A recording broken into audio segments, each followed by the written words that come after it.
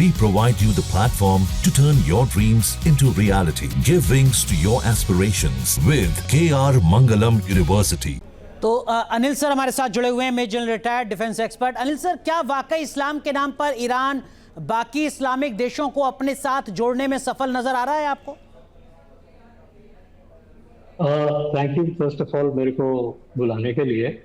जहाँ तक Islamic unity की बात हो रही है, आज की तारीख में इस्लामिक यूनिटी पर से एक इसके ऊपर एक और है इकोनॉमिक कैपेबिलिटीज। जी, इकोनॉमिक्स इस्लाम से मेरे हिसाब से थोड़ा हायर लेवल पर है। सो इकोनॉमिक एम्स एंड इकोनॉमिक जो उनकी स्ट्रैटेजिक रहेगी उसको देखते हुए मेरे को लगता है कि इस्लामिक यूनिटी अगर आई तो इमीडिएटली तो नहीं उसके आसार लग रहे हैं, लेकिन आने वाले दिनों में हो सकता है, बिकॉज इस्लामिक यूनिटी बट इस्लाम के अंदर भी काफी डिविजन्स है, चाहे शिया सुन्नी जैसे हम बोलते हैं।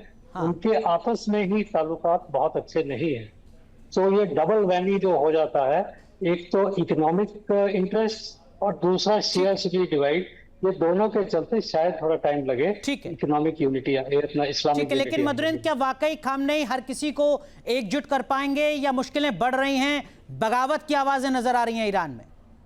देखिए, ईरान में अगर हम बात करें तो बगावत की आवाज़ इस तरह से देखी जा सकती है कि एक बड़ा धड़ा है जिसको कहीं न कहीं सत्ता से दूर रखा गया है और वो मोसाद के काफ़ी करीब है, जिसके कारण मोसाद वहाँ कोवर्ट ऑपरेशन कर पा रहा है। वहीं रजा दहलवी की बात करें, जिन्हें ईरान का प्रिंस कहा जाता है, जिनका परिवार 1979 से एग्जाइल में है, उनका भी बयान सामने आया है जिसमें उन्होंने कहा है कि सत्ता अगर वहाँ बदलती है तो स्थिरता नहीं होगी, बल्कि उस पर नियंत्रण करने के लिए और वहाँ पर एक सरकार देने के लिए तैयारी पूरी है। तो जाहिर तौर पर इजराइल और खासतौर पर अमेरिका, जो कि इराक में सद्दाम हुसैन की सत्ता बदलकर चैन की नींद सोए थे, वही हालात इस वक्त पैदा हो रहा है और वो चाह रहे हैं कि ईरान में भी खामनेई की सत्ता बदले और नई सत्ता वहां पर आए। देखते हैं इसमें कितना वक्त लगता है, ये युद्ध कहां तक जाता है। ठीक बात है, लेकिन गोयल सर, लगातार इजराइल की तरफ से कहा जा रहा है कि खामनेई को सद्दाम हुसैन बना दिया जाएगा।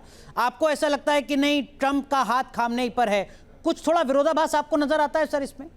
जी बहुत, मैं वही कह रहा था पहले भी कि हालांकि नेतन्याहू बोलते हैं कि उनको सद्दाम हुसैन बना दिया जाएगा, लेकिन ट्रंप का कहना कुछ फर्क है। वो कहते हैं कि वो अभी तक सेफ है, हालांकि वो हमारे निशाने पर है।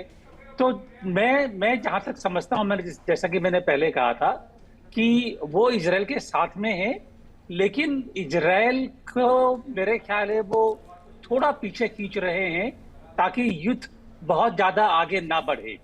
इसमें एक वजह यह भी है कि इस युद्ध में अगर यूएसए आगे आता है तो जो अरब देश हैं, हालांकि वो सुन्नी है, वहाबी हैं, उनका साथ चाहिएगा।